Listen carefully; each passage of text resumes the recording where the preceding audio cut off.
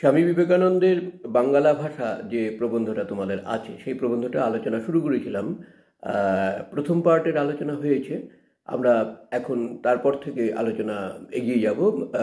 ডেসক্রিপশানে প্রথম পার্টের যে আলোচনাটা করেছি সেটার লিঙ্ক আমি দিয়ে রেখেছি, তোমরা অবশ্যই দেখে নেবে। আর যারা নতুন তারা কিন্তু সাবস্ক্রাইব করে নেবে। সকলের জন্য সুকুশল কামনা করে আমরা এগিয়ে যাই। তার আগে প্রথম পার্টের যা ছিল, যেটা আমরা বলেছি, অর্থাৎ বিবেকানন্দ যা বলতে চেয়েছেন সেটা হলো যে বিবেকানন্দ কিন্তু অত্যন্ত উদার মনের মানুষ ছিলেন তো, এবং দৃষ্টিভঙ্গি ছিল অত্যন্ত পরিচ্ছন্ন। তো শিক্ষা, ভাষা, এই সমস্ত ক্ষেত্রেও তার সেই পরিচ্ছন্ন দৃষ্টিভঙ্গির পরিচয় পাওয়া যায়। তিনিও মানুষের সঙ্গে মানুষের যোগাযোগের যে মাধ্যম ভাষা, অন্তত পক্ষে লিখিত ভাষা, গদ্য ভাষা, যে গদ্যের মাধ্যমে আমরা পৃথিবীর খবর পাই, তাই না? বিজ্ঞান, ভূগোল, ইতিহাস, দর্শন, এই সমস্ত বিষয় আমরা জানতে পারি কি করে? বই পড়ে। তো এবার সেই বইয়ের ভাষা কি হবে? একটা সময় ইংরেজরা দেশে এসেছিলেন, ইংরেজি ভাষায় শিক্ষাদান শুরু করেছিলেন। সেটা কিন্তু সেই মুহূর্তে বাংলার পক্ষে ভালো হয়েছিল, কেননা তার আগে পর্যন্ত ওই সংস্কৃত, আরবি, ফার্সি, এই সমস্ত ভাষায় শিক্ষাদান চলতো। এই সমস্ত ভাষাগুলো কি অনুন্নত? তা নয়, কিন্তু সেই শিক্ষাদানের মধ্যে তারা সেই পুরনো জিনিসে আঁকড়ে ছিলেন। অর্থাৎ বহির্বিশ্বে, অন্তত ইউরোপ জুড়ে যে বিজ্ঞানের যে জয়যাত্রা শুরু হয়েছে, মানুষ সম্পর্কে যে নতুন দৃষ্টিভঙ্গি শুরু হয়েছে, সমাজ ভাবনা সম্পর্কে যে নতুন দৃষ্টিভঙ্গি হচ্ছে, গণতন্ত্র, সমাজতন্ত্র ইত্যাদি ইত্যাদি যে ধারণাগুলো আসছে, যেগুলো সাধারণ মানুষকে রাষ্ট্র পরিচালনার ক্ষেত্রে অধিকার দেয়, বা বিজ্ঞানের নব আবিষ্কার বা বিজ্ঞান মনস্কতা, যেগুলো আমরা জানি না, যেগুলো সম্পর্কে কৌতূহল, সেগুলো নিয়ে যে একটা কুসংস্কারের বেড়াজাল ছিল, সেখান থেকে মানুষ কিভাবে বেরিয়ে আসবে, তার যে চিন্তাভাবনা শুরু হয়েছিল পাশ্চাত্যে, তার কিছুমাত্র আলো কিন্তু আমাদের দেশে পড়েনি। উইলিয়াম ক্যারির উদ্যোগে একটা শিক্ষা সংস্কার শুরু হলো বাংলায়, এবং ধীরে ধীরে সেটা ভারতে ছড়িয়ে পড়ল। তো এই ইংরেজি ভাষার পাশাপাশি বাংলা ভাষাতেও তাদের উদ্যোগে, বাংলা গদ্য ভাষাতে, পদ্য নয়, পদ্য তো দীর্ঘদিনের পুরনো, সেই চর্যাপদ থেকে আমরা দেখে আসছি, বাংলা গদ্য ভাষাতেও একটা ভাব আদান প্রদানের যে জায়গাটা, সেটা তৈরি করা শুরু হলো উইলিয়াম ক্যারির উদ্যোগে, প্রধানত ফোর্ট উইলিয়াম কলেজের উদ্যোগে। সেই গদ্য ভাষাটা ছিল সাধুরীতি। সাধুরীতির মানে ওই ক্রিয়াপদের পূর্ণরূপ থাকবে, চলিত সর্বনাম পদের পূর্ণরূপ থাকবে, তৎসম শব্দ এই সব থাকবে আর কি। হ্যাঁ, আমি এর আগের ভিডিওতে মনে এরকম একটা উদাহরণ দিয়েছিলাম যে কুজ্ঝটিকায় গগনমণ্ডল আচ্ছন্ন হইয়া গেল। এটা, এই ভাষাটা সবার পক্ষে বোঝা সম্ভব না, অল্প শিক্ষিত মানুষের পক্ষে বোঝা সম্ভব নয়। তো তাদের কাছে মুখের ভাষাতেই যতটা সম্ভব পারা যায়, মুখের ভাষার কাছাকাছি ভাষায় গদ্য লিখতে হবে। এবার আমাদের বাংলার তো অনেক রকম মুখের ভাষা আছে। মুখের ভাষা, দ্যাট ইজ উপভাষা। দেখো, পূর্ববঙ্গের উপভাষার একরকম, আমাদের নদিয়া, 24 পরগনা, কলকাতা ইত্যাদি অঞ্চল জুড়ে, হাওড়া, হুগলি একরকম, তাই না? পুরুলিয়া, মেদিনীপুর, এই অঞ্চল জুড়ে একরকম, কোচবিহার ওই অঞ্চল জুড়ে এক এক রকম উপভাষা আছে। উপভাষাগুলোর নামও রয়েছে পৃথক পৃথক। কোন উপভাষাকে গ্রহণ করা হবে? এইখানে কিন্তু বিবেকানন্দ বলছেন কলকাতার উপভাষাকে। কলকাতার মানুষ যে ভাষায় কথা বলে, কেন কলকাতার ভাষাকে? তার অন্যতম প্রধান কারণ যে কলকাতাকে কেন্দ্র করেই তো তখনকার রাজনৈতিক পরিবেশ তোমার পরিচালিত হয়েছে। কলকাতা তখন ভারতের প্রধান শহর। 1911 খ্রিস্টাব্দ পর্যন্ত কলকাতা ছিল ভারতের রাজধানী। তো সেখানে বিভিন্ন অঞ্চলের, অন্তত বাংলার বিভিন্ন অঞ্চলের মানুষ সেখানে আসে। সমস্ত অফিস সংক্রান্ত কাজকর্ম, শিল্প সংক্রান্ত কাজকর্ম বা বিনোদন ইত্যাদি ইত্যাদি সমস্ত বিষয়, রাজধানীর প্রতি মানুষের সবসময় একটা টান থাকে না, মানে প্রয়োজনীয়তা থাকে।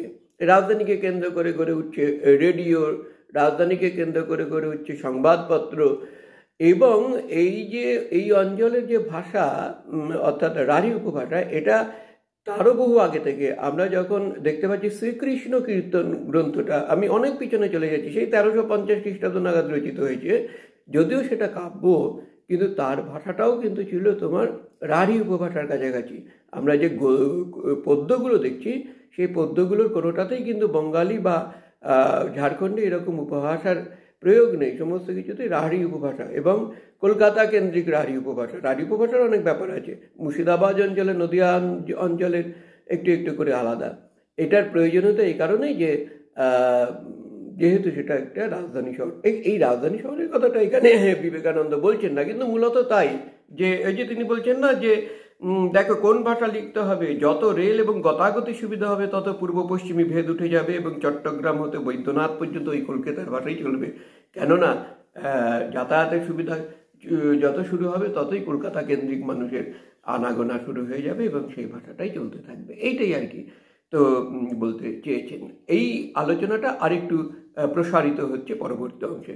দেখা যাক, চলো আমরা পড়ি। যখন দেখতে পাচ্ছি যে কলকাতার ভাষাই অল্প দিনে সমস্ত বাংলাদেশের ভাষা হয়ে যাবে, তখন যদি পুস্তকের ভাষা এবং ঘরে কথা কওয়া ভাষা এক করতে হয়, তো বুদ্ধিমান অবশ্যই কলকাতার ভাষাকে ভিত্তিস্বরূপ গ্রহণ করবেন। এথায় গ্রাম্য ঈর্ষাটিকেও জলে ভাটান দিতে হবে। সমস্ত দেশের যাতে কল্যাণ, সেটা তোমার জেলা বা গ্রামের প্রাধান্যটি ভুলে যেতে হবে।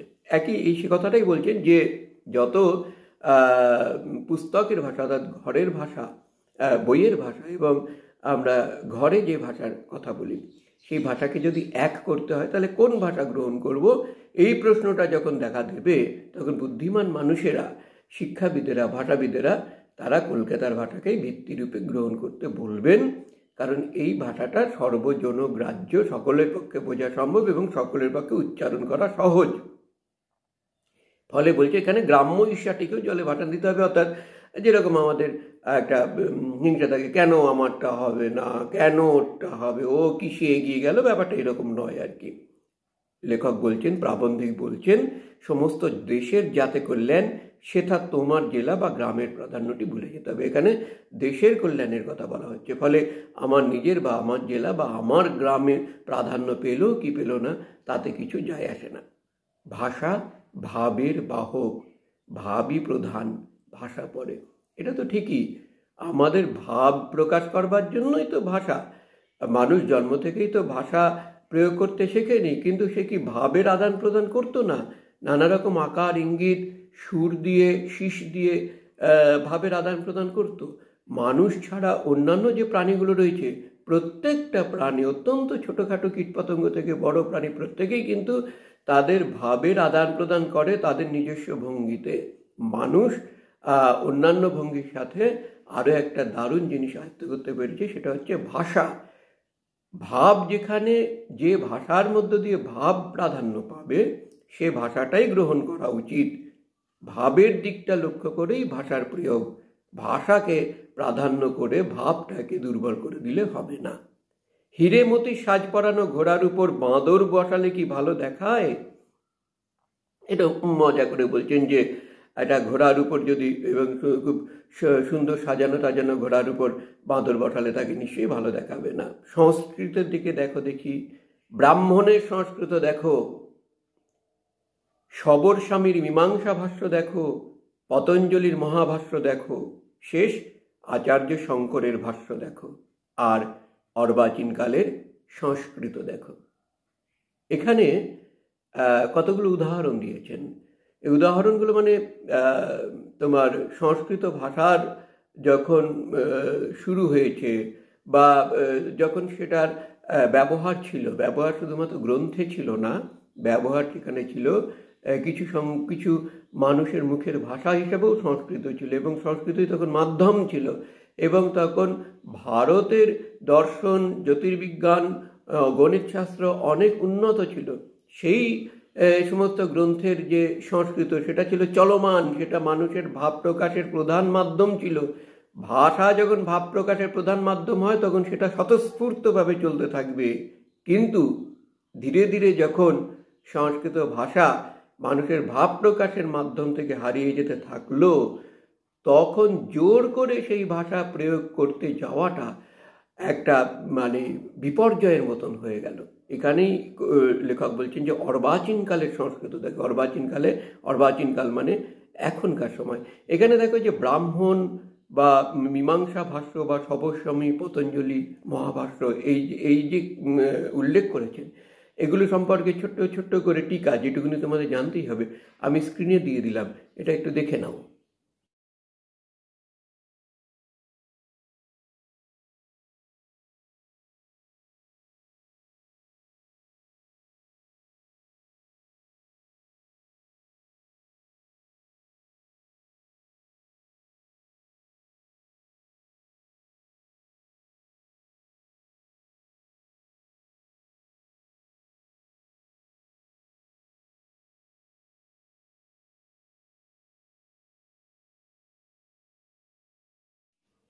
তাহলে বুঝতে পারলে যে এদের সম্পর্কে এই শঙ্কর বলো বা পতঞ্জলি বলো অথবা মীমাংসা ভাষ্য বলো মহাভাষ্য বলো এইগুলো সম্পর্কে কিন্তু জানতে হবে, মনে রাখতে হবে।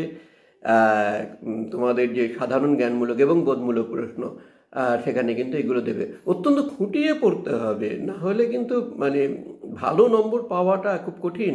এমসিকিউতে ভালো নম্বর পাওয়াটা কিন্তু যথেষ্ট পরিশ্রম সাধ্য। চল পড়তে থাকি। এখনই বুঝতে পারবে যে যখন মানুষ বেঁচে থাকে তখন জ্ঞান্ত কথা কয়, মরে গেলে মরা ভাষা কয়। যত মরণ নিকটা হয় নতুন চিন্তা শক্তির যত ক্ষয় হয়, ততই দুই একটা পচা ভাব রাশিকৃত ফুলচন্দন দিয়ে ছাপাবার চেষ্টা হয়। ওই যে এখানে মানুষ মরে যাওয়া বা এই কথার মধ্য দিয়ে ভাষার মৃত্যুর কথা বলছেন, যে একটা ভাষার মৃত্যু মানে ভাষা অবলুপ্ত হয়ে যাচ্ছে। তখন সেই ভাষাকে জোর করে মানুষ তার মুখে বলছে না সে ভাষায় স্বপ্ন দেখছে না, সে ভাষায় কথা বলছে না, ভালো করে বোঝেই না যে সে ভাষায় কিভাবে ভাব বিনিময় করতে হবে। তখন জোর করে সেই ভাষায় লিখতে গিয়ে তাকে অনেক কিছু কাটকট পোড়াতে হচ্ছে, নানা রকম বিশেষণ টিশেষণ ইত্যাদি ইত্যাদি প্রয়োগ করতে হচ্ছে। আমরা যারা অত্যন্ত কম ইংরেজি জানি তারা যেরকমভাবে ইংরেজি বলি, হ্যাঁ, I am coming from Kolkata, দেখো আমার নিজেরই ঠেকে যাচ্ছে, I am coming from Kolkata. জিজ্ঞাসা করলো কেউ যে কোথা থেকে আসছে, I am coming from Kolkata, না আই কেম ফ্রম কলকাতা। তো এইরকম আর কি, মানে সেই একটা বিশুদ্ধ একটা ব্যাপার নিতে হবে, তার সঙ্গে একটু বিশেষণ যোগ করতে হবে। আমরা দেখি ছাত্রছাত্রী যারা একটু একটু কম হয়তো ধারণা আছে, অনেক সময় এই ধরনের লেখে আর কি, শুরুটাই করছে বিশুদ্ধ মানবতাবাদী প্রকৃতিপ্রেমিক কবি রবীন্দ্রনাথ ঠাকুর। যে কবিতা সম্পর্কে দিচ্ছে সেই কবিতায় হয়তো প্রকৃতিপ্রেমিক কথাটা যাচ্ছে না, কিন্তু ওই প্রকৃতিপ্রেমিক একটা বিশেষণ দিয়ে দিলে, কেননা তার ধারণা তো কম, ভাবছে ওই মানবতাবাদী প্রকৃতিপ্রেমিক সমাজ ভাবনায় ঋদ্ধ, স্যার লিখে দিয়েছেন শব্দগুলো, এইগুলো হয়তো লিখতে হবে, কিন্তু তা নয়। যেরকম যেরকম বিষয় ঠিক সেরকম তার বিশেষণ। সেটা তখনই সম্ভব হবে যখন বিষয়টার সঙ্গে আত্মিক সম্পর্ক, আত্মার সম্পর্ক তৈরি হবে। তো সংস্কৃত ভাষা তো সেরকম নয়, ছিল না, মানে দীর্ঘদিন ধরে ছিল না। যখন অন্তত বাংলা গদ্য শুরু হচ্ছে তখন তো সংস্কৃত হারিয়ে গেছে মানুষের মুখের ভাষা থেকে। ফলে জোর করে ওই ভাষা চাপাতে গিয়ে, ওই ভাষায় লিখতে গিয়ে বিপর্যয়টা এখানেই হয়ে যাচ্ছে। বিস্তারিত আলোচনা করছি কারণ তোমাদের ক্লিয়ার ধারণা থাকা দরকার। ভিডিওটা কমপ্লিট দেখবে। চলো। বাপরে সে কি ধুম, 10 পাতা লম্বা লম্বা বিশেষণের পরে দুম করে রাজা এসেছিলেন। বলছে এটা কেন বলছেন যে রাজা এসেছিলেন, এই কথাটা বললে আচ্ছা মহারাজা এসেছিলেন, বা ধরা যাক কম্বোজের রাজা এসেছিলেন, এইটুকুনি বললেই হয়ে যেত। কিন্তু সেই রাজার আগে মানে কত রকমের বিশেষণ, যে বিশেষণগুলো হয়তো তার সম্পর্কে যাই না। যে কথাটা আমি একটু আগে বলছিলাম যে তোমাদের অনেক প্রশ্নের উত্তরের ক্ষেত্রে দেখি যে বিষয়গুলো, যে এমনভাবে সেই বিশেষণ টিশেষণ যুক্ত করে করা হচ্ছে যে মূল জায়গাটা হয়তো হারিয়ে যাচ্ছে। তো বা একটা 1 নম্বরের প্রশ্নের উত্তর সে শুরু করলো এমনভাবে যে মূল যে উত্তরটুকু, সেই উত্তরটুকু খুঁজতে হচ্ছে আতশকাঁচি দিয়ে, কারণ ওই যে ধারণাটা অত্যন্ত কম। আহা কি মেচোয়া বিশেষণ, কি বাহাদুর সমাজ, কি শ্লেষ। ছাত্রটিতে ভাবলো আহা আমি কি সুন্দর লিখলাম, কিন্তু তা তো নয়, অত কিছু করলে হবে না। বলছে কি পেঁচোয়া বিশেষণ, মানে পেঁচযুক্ত বিশেষণ। বাহাদুর সমাস মানে সমাসবদ্ধ পদ, দীর্ঘ পদ। কি শ্লেষ হচ্ছে একটা অলংকার। শ্লেষ মানে ব্যঙ্গ, কিন্তু এখানে শ্লেষ একটি অলঙ্কারের কথা বলা হচ্ছে। অলঙ্কার মানে কি, আমরা এখানে অলঙ্কার মানে কিন্তু কাব্যের বা সাহিত্যের অলঙ্কারের কথা বলছি। আমরা যে তোমার মালা ফুল টিপ পরি এই অলঙ্কারের কথা নয়, এখানে কাব্যের অলঙ্কার। কাব্যং গ্রাহ্যং অলঙ্কারাৎ একটি কথা রয়েছে। আসলে সাহিত্যকে একটু সুন্দরভাবে পরিবেশন করতে গেলে তাকে কিছু অলঙ্কার পড়াতে হয়, কিন্তু সেই অলঙ্কার কতটুকু হবে, সেই অলঙ্কার তার সঙ্গে মানানসই হতে হবে। তো এখানে শ্লেষ একটি অলঙ্কার। এই শ্লেষ অলঙ্কার সম্পর্কে ছোট্ট করে আলোচনা আছে, তার সাথে আরো 2-1টি প্রশ্ন আছে, একটু দেখে নাও।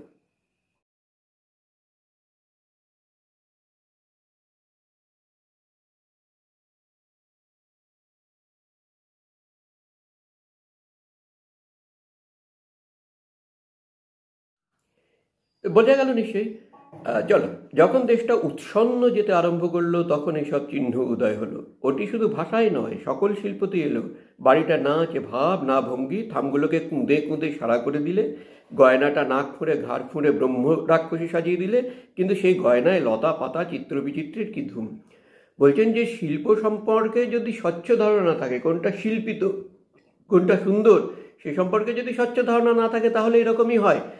ওই যে বহু ছেলেপেলেকে দেখা যায় না, তোমরা যারা ভিডিও দেখছো তাদের মধ্যে নিশ্চয়ই এরকম আছে, ঘাড়ের কাছ থেকে একদম ছোট ছোট করে চুল কেটে চুলটাকে এমনভাবে তৈরি করলে এবং তার সামনের দিকে হয়তো হলুদ নীল সাদা এইরকম একটা অদ্ভুত কালার করে দিলে, যে জিন্স প্যান্টটা পরছে সেই জিন্স প্যান্টটা মানে আমরা অত্যন্ত ছোটোবেলায় যতক্ষণ দরিদ্র ছিলাম তখন জামা কাপড় ছিঁড়ে গেলে, প্যান্ট ছিঁড়ে গেলে আমরা সেই ছেঁড়া জায়গায় অন্য কোনো কাপড়ের তালি লাগিয়ে দিতাম যাতে সেই ছেঁড়াটাকেও দেখতে না পায়।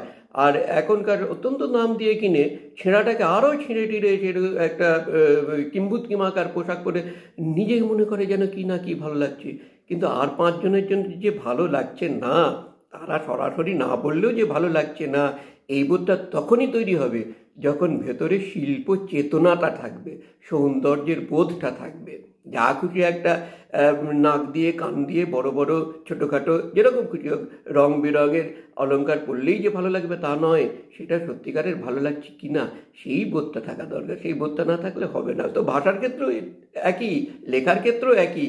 আমি নানা রকম বিশেষণ দিয়ে নানা রকম কিছু দিয়ে আমি লেখার চেষ্টা করলাম, কিন্তু সেটা বিষয়ের সঙ্গে যাচ্ছে না বা মানুষের কাছে বোধগম্য হচ্ছে না, মানুষ বুঝতে পারছে কি না, সেই জায়গাটায় যদি পরিষ্কার না থাকে নিজের কাছে, তবে সেই লেখা কখনোই মনোগ্রাহী হতে পারে না এবং উদ্দেশ্যও পূরণ হতে পারে না।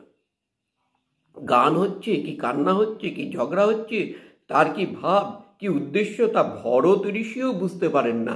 আমি ওই শ্লেষ অলঙ্কার ওখানে দেখেছি, ভরত ঋষি কথা লিখে দিয়েছি, কিন্তু ভরত ঋষি ভরত মুনি যিনি নাট্যশাস্ত্রের আমাদের বাংলা ভারতবর্ষের নাট্যশাস্ত্রের যাকে বলা হয় উদ্গাতা ভরত মুনি, তো বলছেন যে শুধু তাই নয়, তিনি নাট্যশাস্ত্র ছাড়াও অলঙ্কার শাস্ত্র এবং শিল্প সংস্কৃতির বিভিন্ন দিক নিয়ে তাঁর যে দৃষ্টিভঙ্গি, তাঁর যে ভাবনা, সেগুলো লিপিবদ্ধ করেছেন এবং সেগুলো এখনো পর্যন্ত আমাদের সংস্কৃতির ঐতিহ্যকে কিন্তু জড়িয়ে রয়েছে।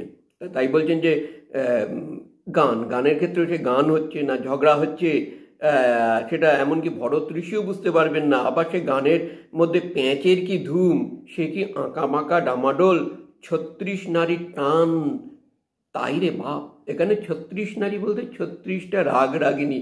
ভারতীয় উত্তর ভারতীয় সঙ্গীতগুলো বিশেষত সেগুলো 36টি রাগ এবং রাগিনীর উপর ভিত্তি করে গড়ে উঠছে। তো একটা বিবেকানন্দ বলছেন যে একটা গান, সেই গানের যে কথা এবং সুর সেটা সহজ সরলভাবে যদি গায়ক পরিবেশন করেন তাহলেই তো সেটা মানুষের কাছে, শ্রোতার কাছে হৃদয়গ্রাহী হয়ে উঠবে। তো সেটাকে যদি এরকম নানা রকম মানে কায়দা কারণ দিয়ে এই রাগ ওই রাগে নানা রকম আলাপ দিয়ে সর্বিস্তার দিয়ে সেটাকে পরিবেশন করবার চেষ্টা করেন, তাহলে গানের মূল যে কথা, মূল যে ভাব, সেটাই তো দূর হয়ে যাচ্ছে। বিবেকানন্দের এই দৃষ্টিভঙ্গি কত উদার দেখো, কত মানে পরিচ্ছন্ন দেখো। রবীন্দ্রনাথ ঠাকুর তাঁর যে গানগুলোকে সংরক্ষণ করেছিলেন, রবীন্দ্রনাথ ঠাকুর কিন্তু বুঝেছিলেন যে তিনি গানে যে সুর দিচ্ছেন সেই সুরটাকে যদি সংরক্ষণ না করেন, সেই সুরটাকে যদি বেঁধে না রাখেন, তাহলে তার গানের সুরও নানা রকম এই ধরনের মানে ওস্তাদদের হাতে পড়ে তাদের ওস্তাদিতে গানটা নষ্ট হয়ে যাবে। যার জন্য রবীন্দ্রনাথের গানের বিশ্বভারতীর অনুমোদন ছাড়া দীর্ঘদিন পর্যন্ত রবীন্দ্রনাথের গান প্রচার করা, অন্য কেউ প্রচার করতে পারতেন না, ক্যাসেট করতে পারতেন না। রবীন্দ্রনাথের গানকে সেভাবেই তোমার সংরক্ষণ করা হয়েছিল বলে রবীন্দ্রনাথের গানের সুর আজও একই রকম প্রায় রয়েছে এবং মানুষের হৃদয়ে যতদিন যাচ্ছে তত সেটা পৌঁছে যাচ্ছে। কিন্তু নজরুল ইসলামের গানকে সেরকমভাবে সংরক্ষণ করা হয়নি, ফলে এক একজন এক এক রকমভাবে গাইলেন। মানবেন্দ্র মুখোপাধ্যায় অত্যন্ত নমস্য, তার আধুনিক গান বা ইত্যাদি গান আমার ভীষণ ভালো লাগে, কিন্তু তার বহু গানেও দেখেছি নজরুলের গানে এত বেশি ওস্তাদি করছেন। অত্যন্ত ক্লাসিক্যালের অত্যন্ত নামজাদা শিল্পী, তো এত বেশি ওস্তাদি করছেন যে সে গানের ভাবের থেকে কিন্তু আমাদের ছুঁয়ে যাচ্ছে না। যাই হোক, অন্য প্রসঙ্গে চলে যাচ্ছি, চলো। তার উপর মুসলমান ওস্তাদের নকলে দাঁতে দাঁত চেপে নাকের মধ্যে দিয়ে আওয়াজে সেই গানের আবির্ভাব। ওই ক্লাসিক্যাল গানের কথা বলছেন কিন্তু এখানে, মানে একটা সময়ে ওই ওস্তাদিটা এত বেশি গানের মধ্যে ঢুকে গিয়েছিল যে গানের মূল ভাবটাই কিন্তু হারিয়ে যাচ্ছিল। এগুলো শোধরাবার লক্ষণ এখন হচ্ছে। এখন ক্রমে বুঝবে যেটা ভাবহীন, প্রাণহীন, সে ভাষা, সে শিল্প, সে সঙ্গীত কোনো কাজের নয়। কিন্তু বিবেকানন্দ বুঝতে পারছেন যে এমন একটা সময় আগত, যে সময় এই ওস্তাদিটা চলছে না, মানুষ অনেক বেশি ভাবের কাছে চলে যাচ্ছে। ভাবহীন, প্রাণহীন ভাষা বা শিল্প বা সঙ্গীতকে মানুষ গ্রহণ করছে না। এখন বুঝবে যে জাতীয় জীবনে যেমন যেমন বল আসবে, তেমন তেমন ভাষা, শিল্প, সঙ্গীত প্রভৃতি আপনা আপনি ভাবময় প্রাণপূর্ণ হয়ে উঠবে। Necessity is the mother of invention. সবখানে বিভিন্নভাবে এই কথাটা কাজে লাগে। বলছে যে জাতীয় জীবন যেটা চাইছে, স্বতঃস্ফূর্তভাবে যেটা দাবি করছে, কেউ জোর করে চাপিয়ে দিতে পারবে না। দেখো, এই আমি আমাদের একটু বয়স্ক মানুষের কতগুলো দৃষ্টিভঙ্গির সঙ্গে আমি অত্যন্ত ডিফার করি। আমার ভালো না লাগতে পারে আধুনিক এখনকার যে গানগুলো, নতুন নতুন যে গানের যে সুর বা গানের যে ধরন বা গানের যে ভাষা, তার সঙ্গে যেহেতু আমার সংস্কার জড়িয়ে নেই, ফলে আমার সবসময় যে ভালো লাগে তা নয়। কিন্তু সেটা যখন দেখছি যে তরুণ বা যুবক সম্প্রদায়ের একটা বড় অংশ সেটাকে গ্রহণ করছে, শিল্পিতভাবে গ্রহণ করছে, অশিল্পিতভাবে নয়, তারা শিল্পিতভাবে গ্রহণ করছে, চর্চা করছে, তখন বুঝতে হবে নিশ্চয়ই তার মধ্যে কিছু আছে। আমার সেটা ভালো না লাগা মানে আমার অজ্ঞতা বা আমার ব্যক্তিগত সংস্কারের জন্য ভালো লাগছে না, কিন্তু দাবি করছে সেই জিনিসটা, ফলে সেটা গ্রহণ করতে হবে। সেটা আমি ঠেকিয়ে রাখতে পারবো না। সেটা আগামী দিনে সেটাই যাবে, সেটাই মানুষ গ্রহণ করবে, সেটাই চলবে। এটাই হয়ে আসছে সভ্যতার, এটাই নিয়ম, ক্রমবিবর্তন। দুটি চলিত কথায় যে ভাবরাশি আসে তা 2000 ছাঁদি বিশেষণেও নাই। যে দুটো চলিত কথায় যে ভাবরাশিটা আসবে সেটা 1000 বিশেষণ দিয়েও পূর্ণ করা যাবে না। তখন দেবতার মূর্তি দেখলেই ভক্তি হবে, গহনা পরা মেয়ে মাত্রই দেবী বলে মনে হবে, আর বাড়ি ঘর দোর সব প্রাণ স্পন্দনে ডগমগ করবে। অর্থাৎ সেটাই যে যেটা স্বতঃস্ফূর্ত একটা দেবতার মূর্তি, সেটাকে বেশ সুন্দর সচ্ছলভাবে, সুন্দরভাবে পরিশীলিতভাবে সেটাকে যদি আঁকা হয়, তার মধ্যে জোর করে যদি অলঙ্কার টলঙ্কার দিয়ে তাকে কিম্বুতিম আঁকা না করা হয়, তখন সেটা আপনা আপনি ভালো লাগবে দেখতে। গহনা পরা মেয়ে, খুব সিম্পল সে গহনা পরেছে, তার মধ্যে যে নকশাটুকু আছে সেটাও একটা অসাধারণ। সে লম্বা লম্বা লম্বা চওড়া গাদা গাদা অনেক কিছু সে পরেনি, ছোট্ট হয়তো কানের দুল, একটা ছোট একটা লকেট, মানে আমি বলছি, এবং তার যে পোশাকের নির্বাচন বা যতটুকু সে মুখে যাই মাখুক না কেন, সব মিলিয়ে যেটুকুনি তার মধ্যে একটা সৌন্দর্য প্রকাশ পাচ্ছে, তো তাকে তখন দেবী রূপী বলে মনে হবে। আর বাড়ি ঘর যেভাবে সাজানো হচ্ছে, বড় বড় থাম ইত্যাদি ইত্যাদি না করেও ছোট্ট জায়গার মধ্যে সুন্দরভাবে শিল্পরুচি সম্পন্ন, সেটাকেও কিন্তু মনে হবে না এই বাড়িঘরে প্রাণ স্পন্দন রয়েছে। তো ভাষাও ঠিক সেরকম, যে অত বেশি অলঙ্কারের দরকার নেই, অত বেশি সমাসের দরকার নেই, অত গাদা গাদা বিশেষণের দরকার নেই। সহজ সরলভাবে ভাবটাকে প্রকাশ করবার জন্য যেটা দরকার, সময় যেটা দাবি করছে, জাতীয় জীবন যেটা দাবি করছে, সেই দাবিটাকে অনুসরণ করে ভাষা, ভাব, সঙ্গীত, শিল্প এবং সংস্কৃতি যদি চলতে পারে, তাকে জোর করে যদি আটকে না রাখা হয়, তাহলে সেটা জাতির অগ্রগতির পক্ষে সহায়ক হয়ে উঠবে, অথবা তাকে যদি জোর করে টেনে ধরা হয়, তাহলে সেটা কিন্তু জাতির অগ্রগতির প্রতিবন্ধক হয়ে দাঁড়াবে। বোঝা গেল? সকলে সম্পূর্ণ ভিডিওটা দেখবে আশা করি। সকলে ভালো থেকো, সকলে ভালো হোক। Thank you.